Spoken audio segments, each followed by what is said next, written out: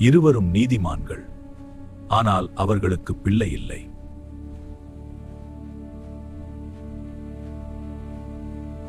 அவர் தன் ஆசாரிய வகுப்பு முறைப்படி ஒரு நாள் தேவ ஆலயத்தில் தூபம் செலுத்திக் கொண்டிருந்தார்.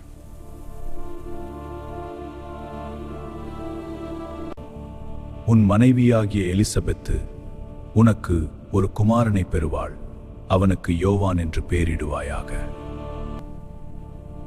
உனக்கு சந்தோஷமும் மகிழ்ச்சியும் உண்டாகும், அவன் பிறப்பு நிமித்தம் அநேகர் சந்தோஷப்படுவார்கள்.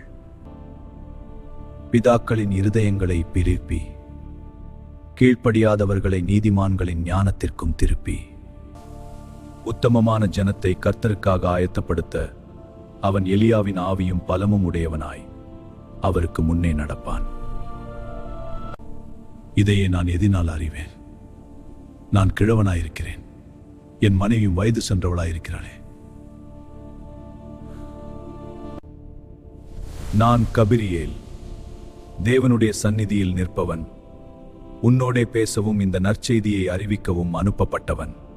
சகரியா சந்தேகித்ததற்காக தேவன் அவனுக்கு பேச முடியாதவராக அமைத்தார்.